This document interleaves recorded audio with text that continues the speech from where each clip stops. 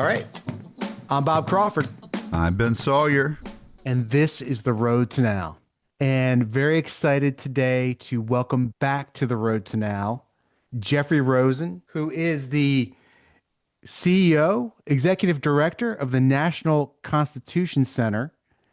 And we have him back to celebrate the release of his latest book, The Pursuit of Liberty: How Hamilton versus Jefferson Ignited the Lasting Battle Over Power in America. Jeffrey Rosen, welcome back to The Road to Now. It is wonderful to be back. Speaking of going back, this book takes us back. Every election cycle, one side says, we're going to expand what the government can do for its citizens. The federal government will do more for you if you vote for us. The other side says, we're going to limit the size of government. What is it, Ronald Reagan? I'm going to paraphrase. The worst words, the worst sentence, the scariest sentence in humanity is, I'm from the government and I'm here to help you. Jeffrey, your book takes us back to the roots of that argument, the perennial argument over the size of government and so much more. It's rooted in Alexander Hamilton versus Thomas Jefferson. What made you zero in on this? It's so true that it all goes back to the room where it happened, not the one that's in the musical where they move the capital in exchange for assuming the debt. This is a year later, and it's a dinner party between Hamilton and Jefferson that sets up that eternal battle in American history between congressional power and states' rights, liberal and strict construction of the Constitution, and a strong federal government versus strong states. I was just blown away, really, to realize how constant that is. It's the eternal battle in American politics. Presidents are invoking it at all the crucial turning points, including most recently, as you said, Ronald Reagan, who said that he left the Democratic Party because it had abandoned Jefferson's principles of limited government.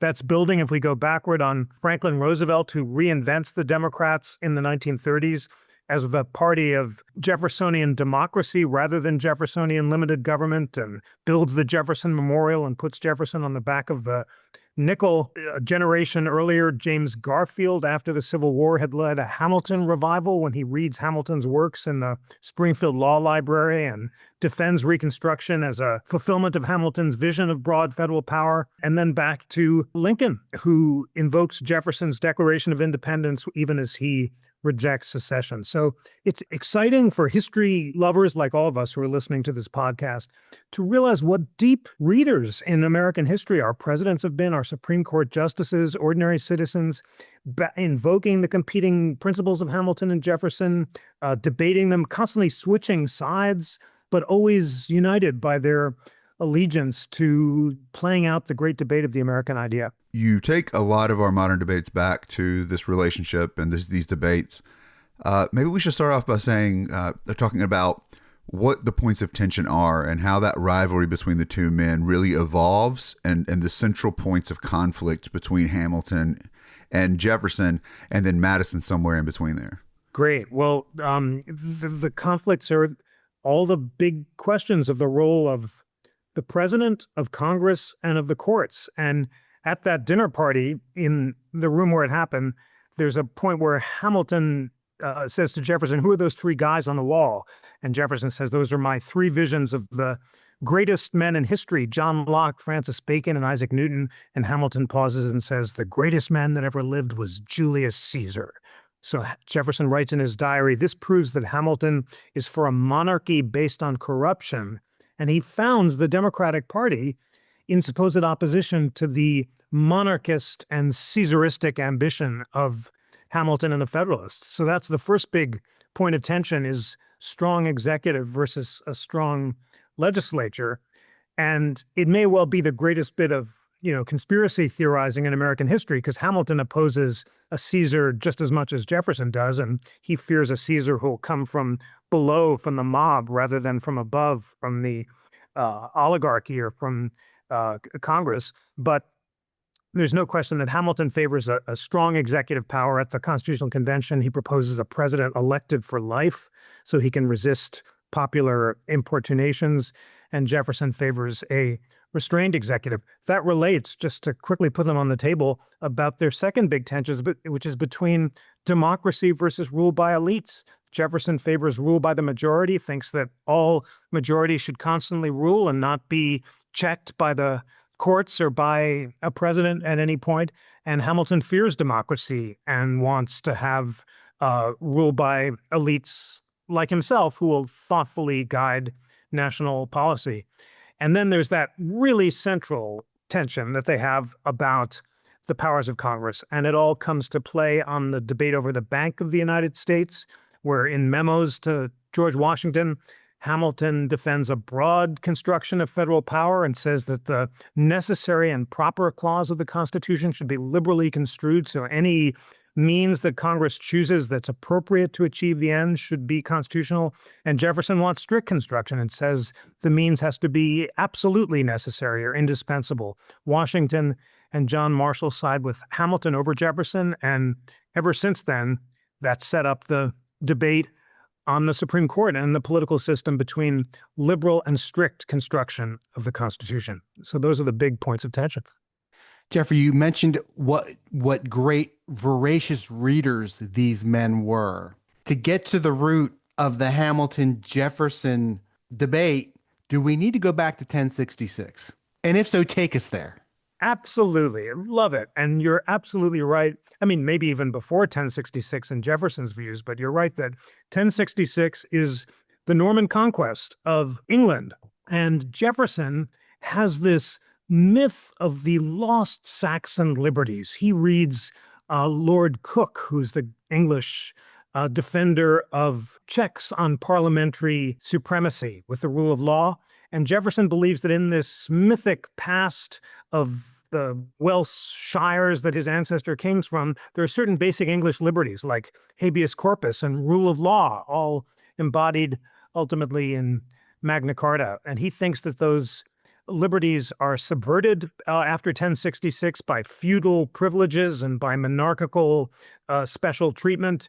And he wants to resurrect the common law rights of Englishmen that he thinks that the English Revolution fought for and that the American Revolution fought for as well.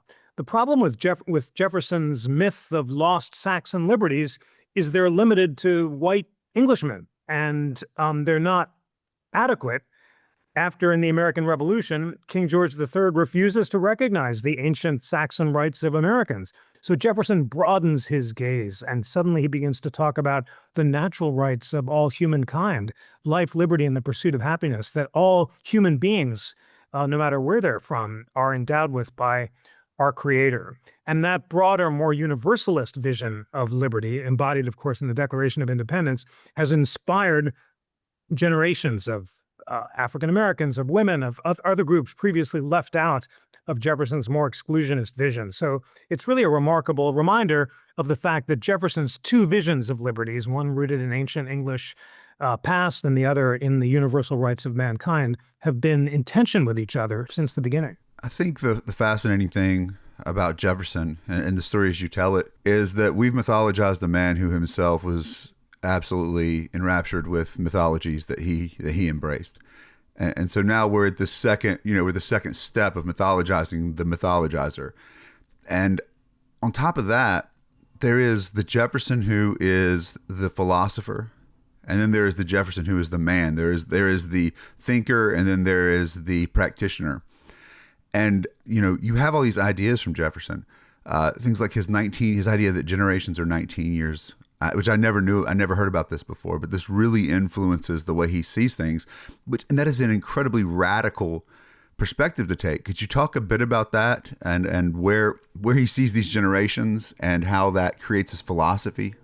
You're so right about those complicated layers of Jefferson, his philosophy, his own practice, his politics, and that idea that each generation holds the earth in usufruct for the living and can't impose its debts on another is the cornerstone of his political philosophy. His opposition to debt is what informs his determination to have a balanced budget and limited government. And it also informs his vision of constitutions. He thinks that there should be a constitutional convention every 19 years, which is the length of a generation, to ensure that past generations are not imposing their views on the present through the dead hand of the past. In addition to all that, it's very convenient for Jefferson because, of course, he's in unbelievable debt.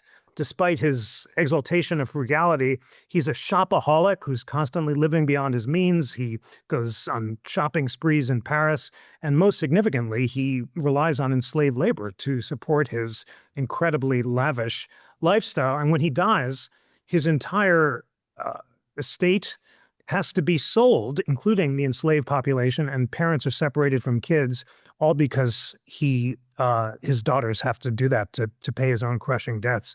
So both the hypocrisy, the cognitive dissonance, and the radicalism of his philosophy is really striking, and it was the cornerstone of Jefferson's approach to the Constitution. I want to follow up with that real quick if I can. One of the things you don't bring up in here is this first draft of the Declaration of Independence, which has to be modified. The key thing that has to be taken out is that Jefferson blames the British for slavery in America. He says they've essentially hoisted this upon us as if it's a burden.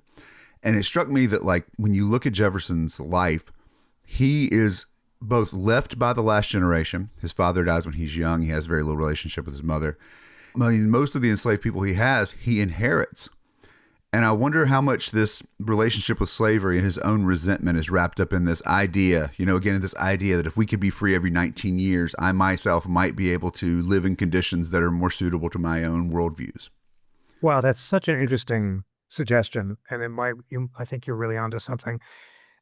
His views on slavery are so complicated and constantly evolving. And that section in the original Declaration is taken out by Congress, but it represents Jefferson's own youthful opposition to slavery. He was viewed by the standards of the day as a strong opponent of slavery, and in particular as an opponent of the international slave trade, which by the time of the Constitutional Convention, all the states except for South Carolina and Georgia are willing to stop. But as he goes on, he's always saying slavery should end at some point in the distant future, which is constantly receding into the distance. And by the end of his life, he's really digging in and suggesting that the Union may have to break up over the Missouri Compromise, which bans slavery in the Western Territories. So he becomes more and more attached to slavery, probably, as you suggest, because he needs it for his lifestyle. He can't afford to give it up. And I really am struck by your suggestion that it might be an attempt to free himself of his own debts and encumbrances, including the enslaving lifestyle itself, that might have informed his opposition to debt. I just thought of this when Ben brought this point up, and we're talking about this 19-year reset, right? The idea of the Jubilee, like the biblical idea of it's 7 years, right? There's the debts are forgiven, and we kind of reset the clock. Anyway, one more thing on two more things on Jefferson, because I want to get to kind of like the Hamilton's origin story. But you write that Jefferson's place in history would be secure even if he had only authored the Declaration and the Virginia Statute for Religious Freedom. Talk about that. He puts three things on his tombstone: his authorship of the Declaration, the Virginia Statute of Religious Freedom, and his founding of the University of Virginia. He doesn't even mention that he was president. And the Virginia statute certainly sits with the Declaration as just Jefferson's crowning achievement. His idea that the opinions of men, being dependent on evidence contemplated by their own minds, cannot be controlled by other men, is at the core of his idea that freedom of conscience is an unalienable right. I can't surrender to you or anyone else the power to control my thoughts, because my thoughts are the product of my reason, and they are inherent in whom I am. And this idea is also the core of Jefferson's vision of government by consent. The previous model, embraced by Thomas Aquinas, had been based on hierarchy. There's a divine elite that alone knows the truth, and everyone else has to submit to what the priests or monarchs tell them.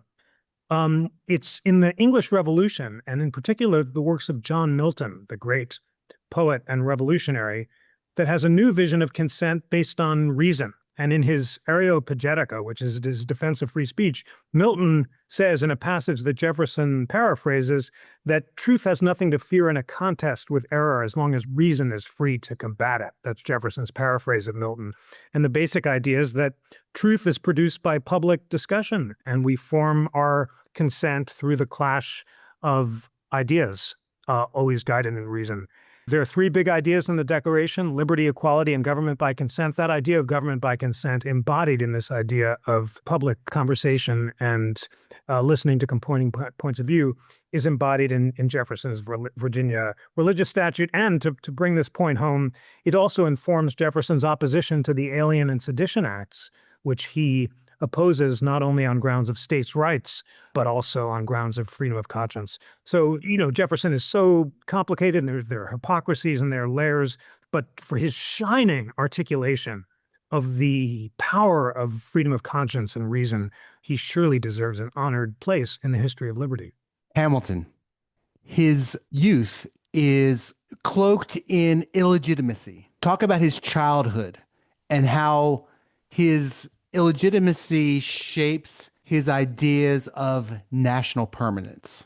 Well, we all know from the musical, how does a bastard orphan son of a whore and a Scotsman, is what Lin-Manuel Miranda asks, impoverished in squalor, grow up to be a hero and a scholar? And you just can't read the story enough and be struck by the extraordinary example of writing himself out of poverty. That was the line in Ron Chernow's biography that caught Lin-Manuel's Miranda's attention. Hamilton, born of extraordinary controversy, writes his way out of it. And the controversy gets even more dramatic the harder you dig. His mother, Rachel Fawcett, is married to this Dane called Levine, who basically impresses her with his money. It's an unhappy marriage and ends in separation and divorce. And then this vengeful Dutch guy is constantly trying to prosecute her for adultery, and he gets her imprisoned for adultery. And he determines that Hamilton can inherit nothing. There's a twist that I note. The scholar Andrew Porwancher notes that Hamilton may have even been Jewish. His mom may have converted to Judaism in order to marry this Dutch guy. And that may be why Hamilton went to a Jewish school and didn't take communion for much of his life. So we Jews are happy to claim him as our own, which is a really interesting possibility. And then his mom dies, and he's taken in by an uncle, and then his fortune turns, and he's taken up by this merchant who raises him and educates him. It's during this period that he writes this incredible essay about a hurricane that literally takes Nevis by storm, and he's such an impressive journalist that they take up a collection to send him to the U.S. to be educated. And then he goes there and he just rocks it. He almost talks his way into graduating early from Princeton, but the schedule is too fast for Princeton, so he goes to what becomes Columbia College, King's College, and just distinguishes himself by his brilliance and his incredibly hard work. It's at Columbia that he first encounters mob violence and defends the president of Columbia, who's a Tory loyalist who's being attacked by a mob, and develops a lifelong fear and concern about the excesses of democracy and the excesses of the mob. And he, as a hero in George Washington's army, develops the core principles of his political philosophy, which are nationalism and a strong central government. It's the failure of national power that results in the fact that Washington soldiers can't be paid at Valley Forge, and that it's impossible to raise taxes to achieve common purposes. Very early on, Hamilton writes a letter saying, why can't we have a central bank in order to raise the taxes and support the troops? And he emerges from the revolution with this very well worked out commitment to the idea of a commercial union that will unite the sentiments of Americans who fought this war together, and through a strong central government with checks on democracy will rise the tides of all.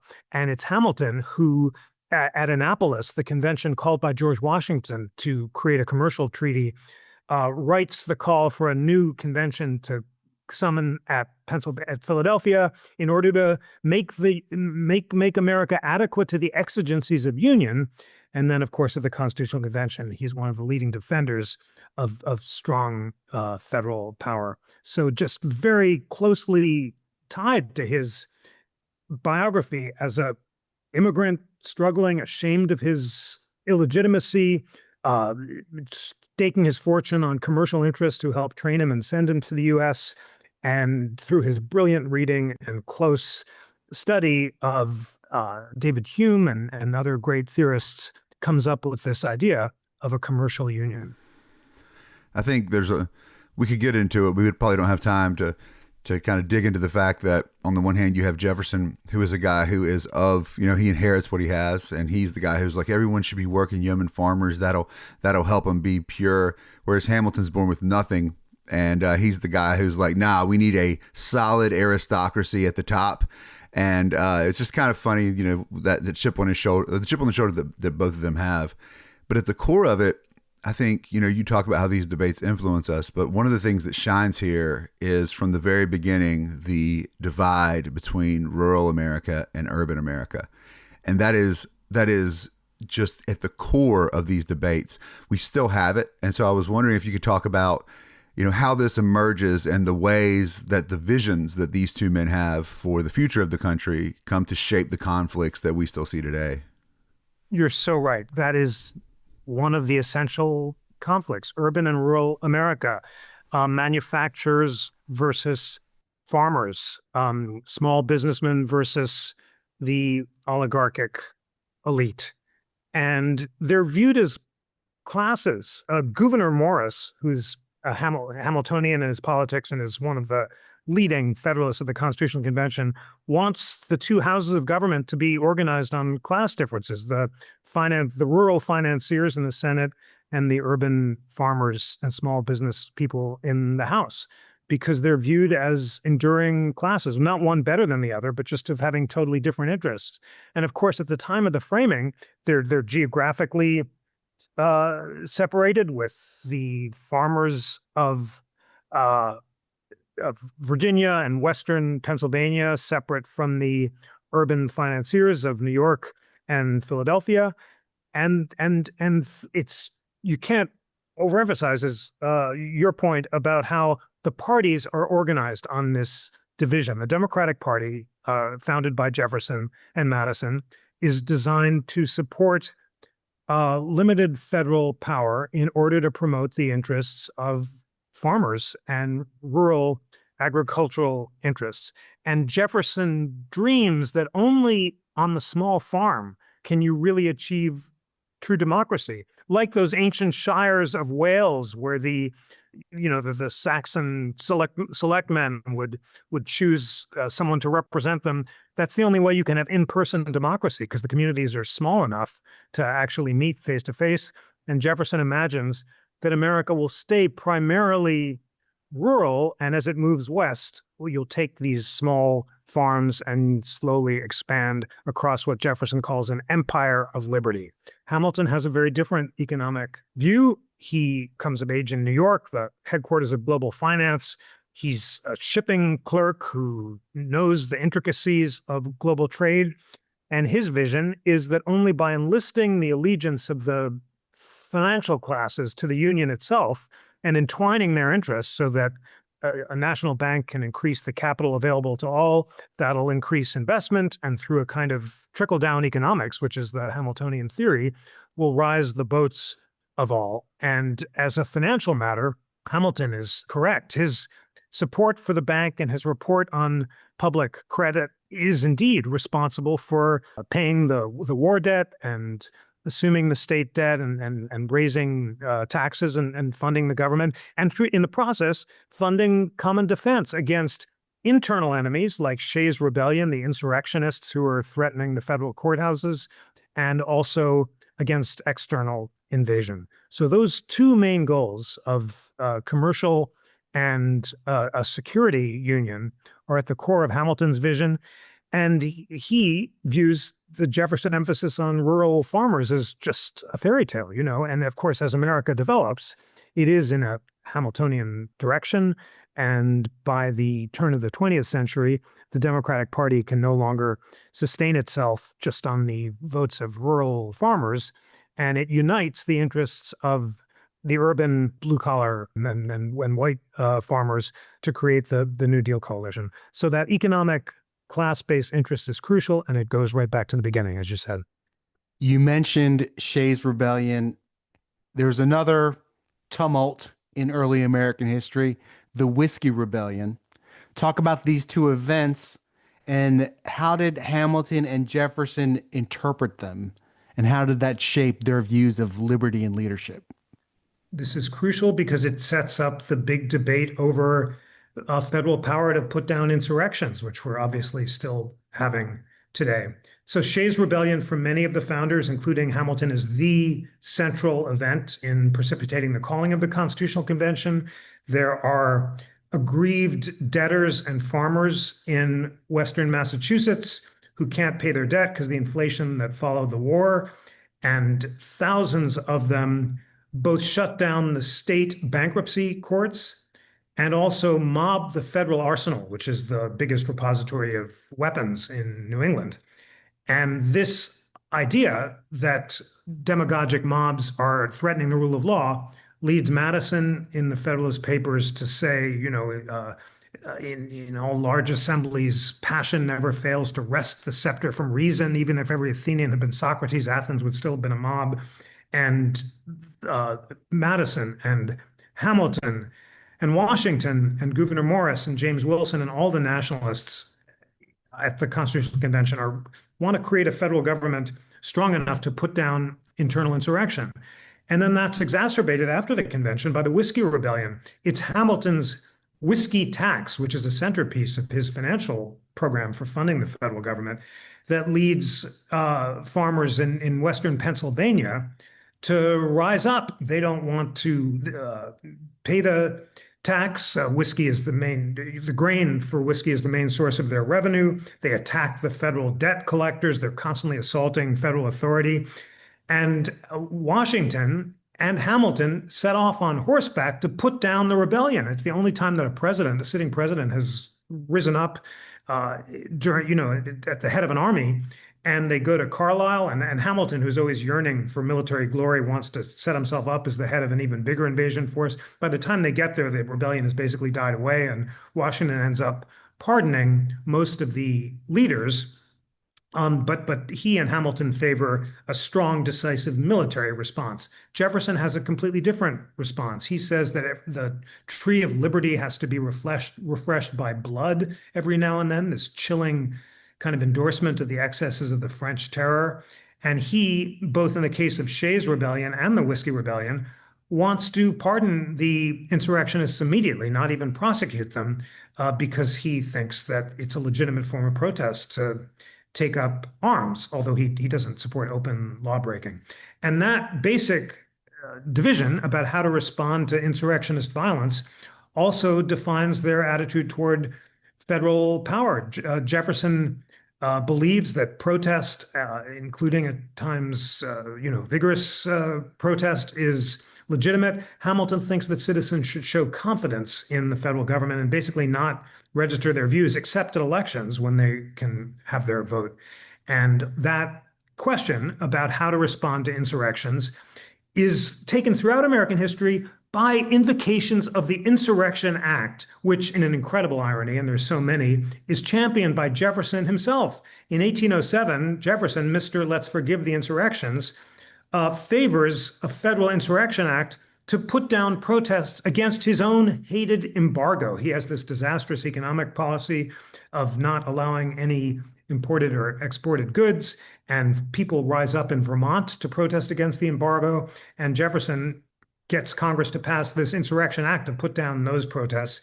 And for the rest of American history, it's invocations of the Federal Insurrection Act that show the biggest challenges to federal authority. So Lincoln invokes the Insurrection Act before the Civil War. Grant invokes it after the Civil War to put down redemptionist resistance. And it's invoked during the Civil Rights movement to put down protests, including Eisenhower at Little Rock. And then, of course, today, this brings us to January 6th, when the Insurrection Act was not invoked, and nor has it been formally invoked in President Trump's sending of troops to California and DC. But we're once again debating the appropriate response to insurrectionist protest. And it all goes back to that initial debate between Hamilton and Jefferson.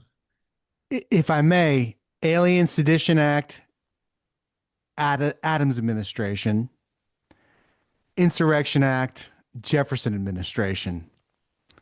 Let's do a little comparison and see who was for what at the time. Great question. Alien and Sedition Act, the most illiberal suppression of free speech in all of American history, championed by Adams and Hamilton and the Federalists, criminalizes criticism of the Jeffrey, if I may respectfully interrupt, was it championed by Adams personally? Good question. Later on, Adams tries to backtrack and say it was all Hamilton's fault. Adams says, I thought it was a terrible idea, but Hamilton and the Federalists made me do it. And then Hamilton defenders say, well, he actually defended some Federalists opposed to violating the Insurrection Act and had some free speech defenses too. So I think we can safely say the main impetus was the Congress and its war fever, and there's fears of war with France and basically an immigration scare and a concern about immigrants and security, much as we're seeing today, and Congress's response, at least with Adams and Hamilton's acquiescence, if not active support, passes this act. And it's a total partisan hatchet job. It forbids criticism of the Federalist president, Adams, but not of the Republican vice president, Jefferson. And it's invoked to throw people in jail for saying that Adams is an ass, is literally the phrase that gets one guy thrown in jail. And there's this hanging judge, Supreme Court Justice Samuel Chase, who's giving these partisan harangues from the bench and throwing people in jail for criticizing the government. And Chase is impeached for his partisanship and narrowly acquitted on the grounds that you can't criticize or impeach judges because you disagree with their rulings.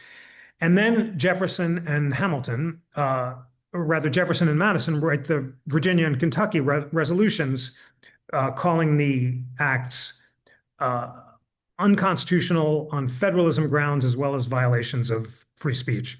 But then, of course, Jefferson gets into office and the first thing he does is champion state prosecutions of his own critics. So his objection is mostly to federal power. And he pardons all the Federalists who've been convicted under the Alien and Sedition Acts. And then it's not until the great free speech dissents of Louis Brandeis and Oliver Wendell Holmes in 1917, in response to the second worst assault on free speech in American history, the Espionage Act of 1917, Hamilton and Holmes, or rather Brandeis and Holmes, channeling Jefferson's Virginia bill on religious freedom and also his dissent to the Virginia and Kentucky resolutions, defend the principle that speech can only be restricted if it's intended to and likely to cause imminent violence. And the Supreme Court eventually embraces that principle in the 1960s after the Vietnam protests. So it takes a whole long time for the Alien and Sedition Acts to be repudiated by the Supreme Court in the court of history. But that debate over the nature of free speech goes back to Hamilton and Jefferson. So you point this out. There's the Jefferson, the philosopher, the Jefferson, the Secretary of State, Jefferson, the Vice President, Jefferson, the President, and then Hamilton's views change, probably not as widely as Jefferson's do. But we constantly see people who are not so much following this battle as they are using these people's names to legitimize what they're doing. And you even got, I was thinking this the whole time, and in the epilogue, you bring up that one of the January 6 rioters, when he's on the stand, he misquotes Jefferson. And you're like, oh, well, that he, Jefferson didn't say that, but you found that one of the members of the Proud Boys had actually said that. And so you're tracing this back. But to people who are trying to make these points, whatever they be, whether they be conservative or radical, doesn't it just seem that what they're doing is kind of this great fallacy, an appeal to an authority? I mean, are we really talking about the ideas themselves? Because what it seems like is people want something, and then they go back and trace this as a way of tying their position into some form of borderline mythological legitimacy. What do you think about that? I think that's a good description, or that might well be a great way of describing what is going on. I think of the competing ideas of Hamilton and Jefferson. The image that came to my mind is that they're golden and silver threads woven throughout American history. Sometimes they cross, sometimes they pull apart, sometimes they almost snap. And it is remarkable, as you said, to see both sides in all of our political debates throughout history invoking the principles of one or the other in order to justify their own positions. And that's why there's so much switching and hypocrisy, going back to the fact that Jefferson, Mr. Limited Government and let's not have a debt, doubles the size of the US in the Louisiana Purchase, even though he has constitutional scruples and abandons those scruples because he has a more immediate political objective. So the cynical way of viewing American history would be to say that it's all opportunistic and that people are just invoking these competing positions selectively in order to justify the results they want. The more charitable way to view it, and I think this is my view, in fact, is that although Hamilton and Jefferson themselves often betrayed their own principles, they gave America the gift of principles to debate.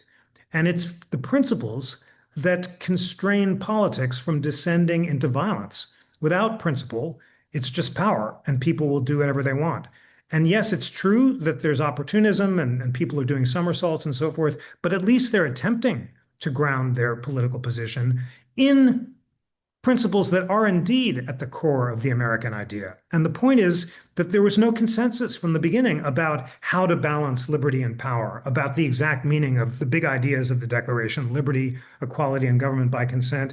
But it's the productive tension between the positions of Hamilton and Jefferson that prevent us from descending into violence, and the rare occasions when we've abandoned the principles entirely, tried to break up with the founders or the people in the Civil War, the Southerners, who said the Declaration was a self-evident lie and defended slavery as a positive good. It's when you stop attempting to root your position in the positions of Hamilton and Jefferson that you're really abandoning the liberal idea itself. So for all those reasons, I ended this adventure, this wonderful excursion into American history, both struck by the complexities and of history, but ultimately inspired by the fact that in America, unlike Britain or other Western democracies, or really or the autocracies of the world, it's a battle of ideas, and the fact that we feel compelled to return to these ideals and justify our positions is really what defines our Constitution.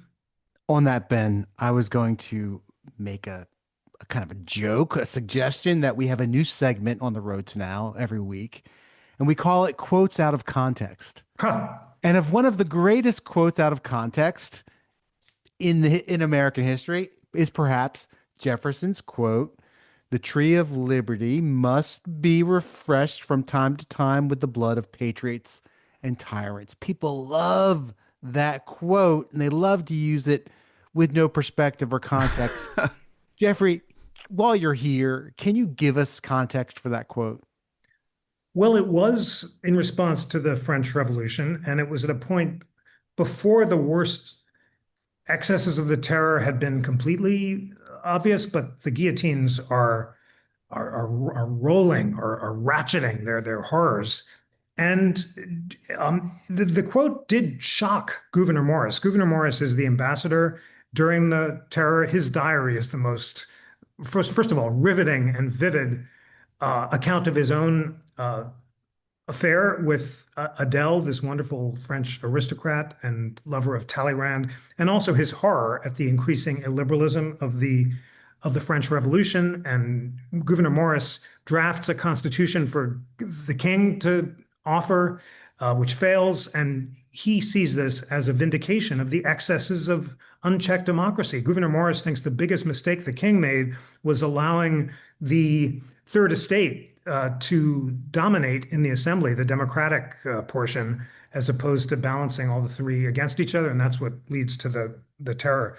And you can say it's out of context, and maybe Jefferson was theorizing, and maybe he wasn't referring to he didn't know all the facts, but he's definitely defending violence and murder as a way of defending liberty. And he says, I'd rather there be a single atom left in the world, and only one human being left, than that tyrants are allowed to persist.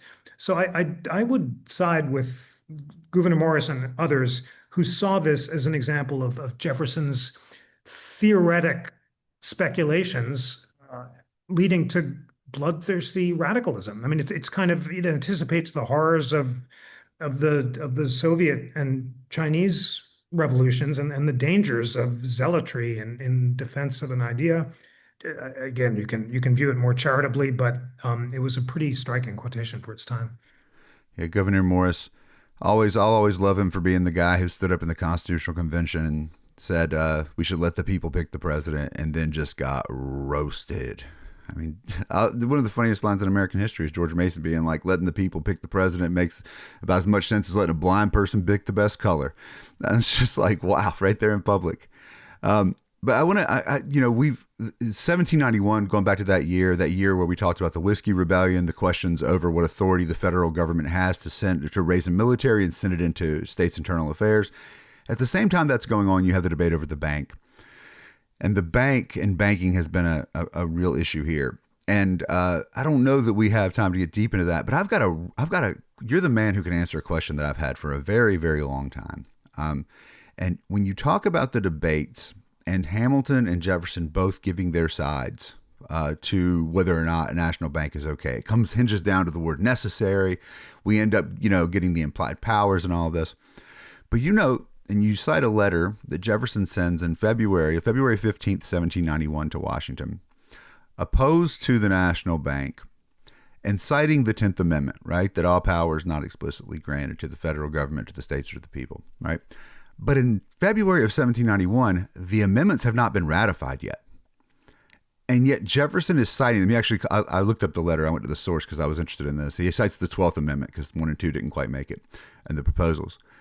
What's the status between when Congress sends them out to the states and when they're ratified? Because in this letter, Jefferson's writing as if this is actually a legal cornerstone he can rest his argument on. Such a great point, and so good that you tracked down the primary source. I don't think Jefferson thinks that the 10th Amendment has to be ratified in order to limit federal power. He thinks that the limitation is inherent in the original grant, which was only for enumerated purposes, and his entire theory of legal interpretation and of the relationship between liberty and power is if the power is not enumerated, you can't infer it. He's against the whole idea of implied powers. He thinks the Bill of Rights is necessary for extra security. When he gets the Constitution, he says to Madison, 2 objections. 1, there's no Bill of Rights. If there were one, judges could enforce it for extra security. And 2, the president's eligible for re-election, and as a result, a future president might lose an election by a few votes, refuse to leave office, and install himself as a dictator. But what your question illuminates is that Jefferson's whole theory of legal interpretation is developed after the Bill of Rights is ratified, and it's not until the Supreme Court upholds the bank in McCulloch v. Maryland that Jefferson starts having this correspondence with Spencer Roane and John Taylor of Caroline and all of these acolytes of his, and they together develop Jefferson's theory of legal interpretation, which is based on 2 principles. First, carry yourself back to the time that the provision was passed and construe it in light of the supporters, not the opponents. So it's a kind of originalism. It's not clear if it's original intent or original public meaning, but it's what did the people who supported the provision think it meant? And then construe the provision narrowly, and if the power isn't enumerated, don't infer it. So that source of Jefferson's strict construction comes after, the Constitution is ratified, and I think he derives it, as I say, from his vision of the nature of the compact more than from the fact that the amendments were ratified. I found this really an interesting source of constitutional originalism and strict construction, but what's so striking is that Jefferson's alone in taking this narrowly construed view.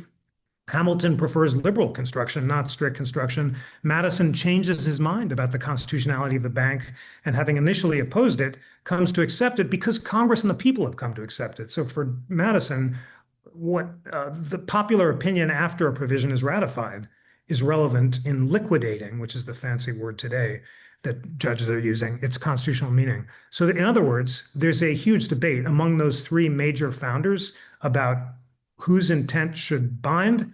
Only Jefferson says, go back to the original intent and strictly construe. But then even Jefferson, to go back to our conversation about debt, doesn't think that the Supreme Court should be able to bind current majorities, and thinks that in the event of a disagreement between the Supreme Court and state courts and current majorities, the majority will should rule, and you should have a new constitutional convention or a new election. So in other words, to bring this home, none of the three founders believed that the Constitution should be strictly construed in light of its original understanding against the wishes of current majorities. And there's a debate about originalism from the very beginning. When we think about the bank war that happens under Andrew Jackson in the late 1830s, or in the mid 1830s, we need to keep in, you're just highlighting, like, this was a battle of 50 years, like less than 50 years. Like, this was a current hot topic that went back and forth for the first 40, 50 years of the nation. It's the big political hot button question for the first 40 or 50 years. Not Jackson runs and wins against the bank. He grasps Van Buren's hand and says, the bank is trying to kill me, but I will kill it. Madison, as I said, had changed his mind, and it's the central economic question. It's the killing of the bank is responsible for the depression of 1837 that kills the Democratic Party for a while.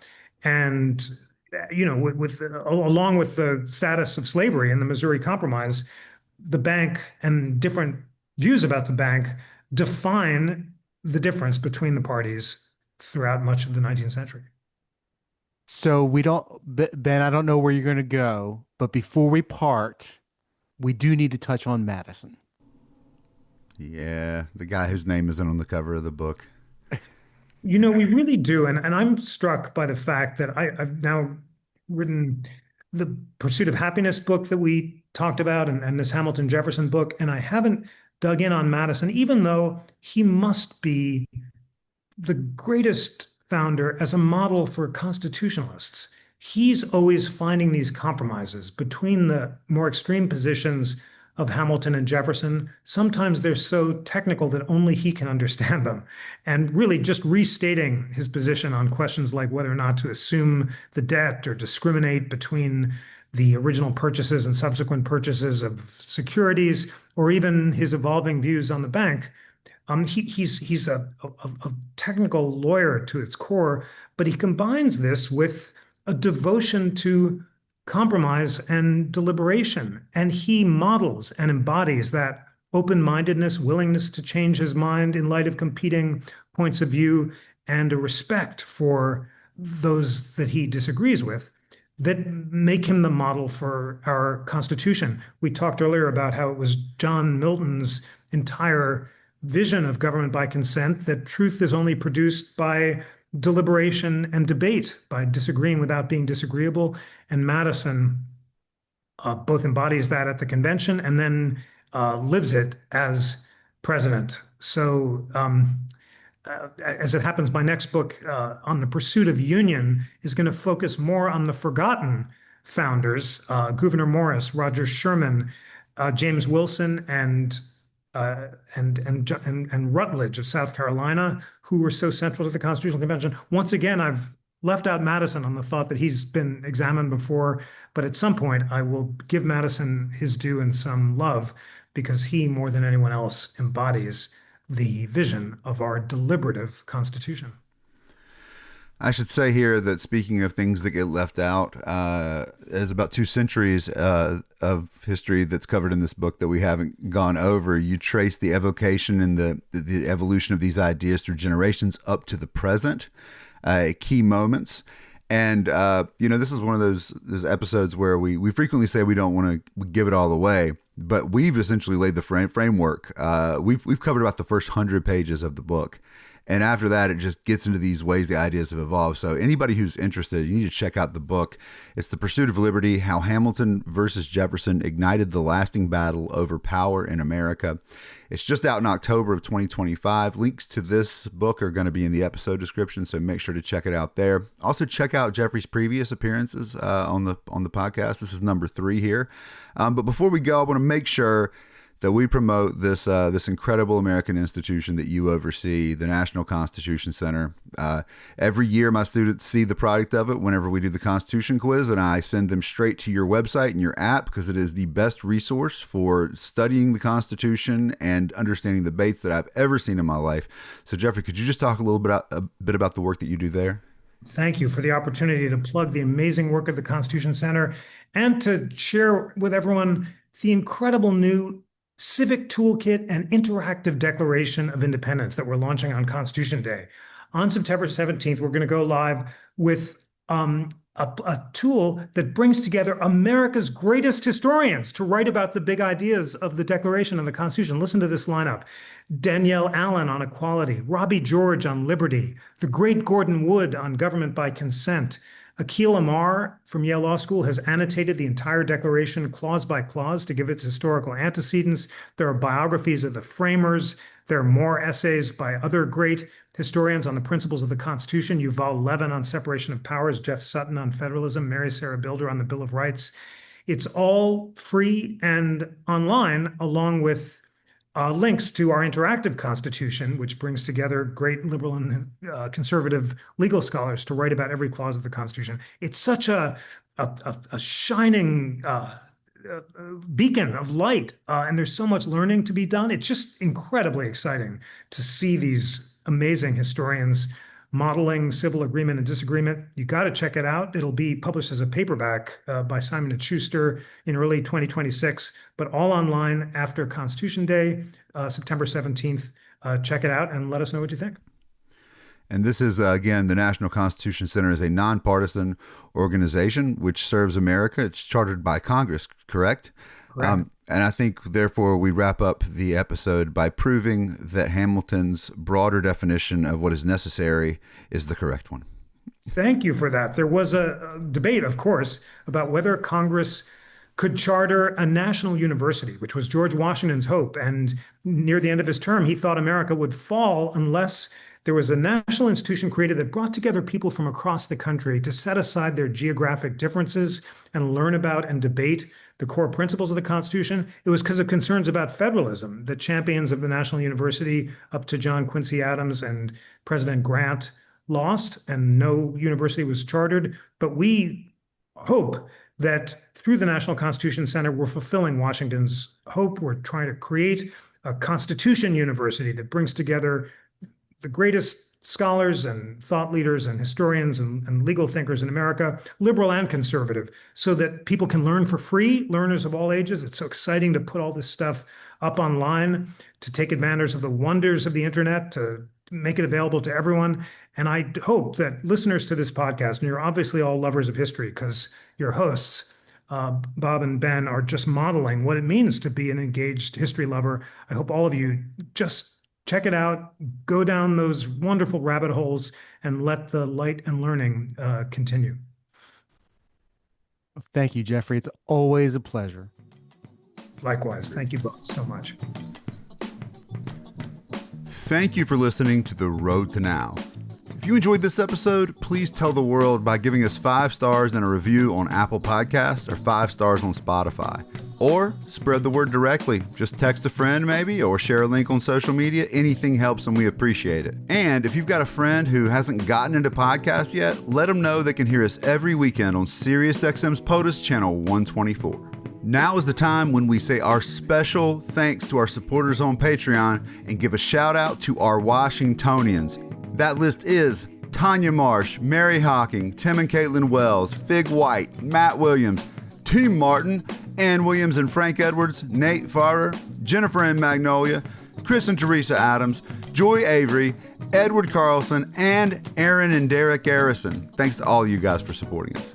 If you want to support our work and maybe get on that list, you can join us on Patreon at patreon.com/theroadtonow. You'll get extended versions of select conversations, extra episodes, bonus materials, and more. That's all available at patreon.com/theroadtonow. For more on the show, visit our website, theroadtonow.com, where you can easily search our back catalog and quickly find links to content. Why is it so good? 7 Ages Design. That's who made it. If you're looking for a website, go check them out. The Road to Now is hosted and produced by Bob Crawford and me, Ben Sawyer. Our associate producer is Gary Fletcher. This episode was edited by Gary Fletcher. This episode was edited by Ben Sawyer. And our theme music, like pretty much always, was by Paul DeFiglia. For Bob Crawford, this is Ben Sawyer. Thank you for listening. Take care.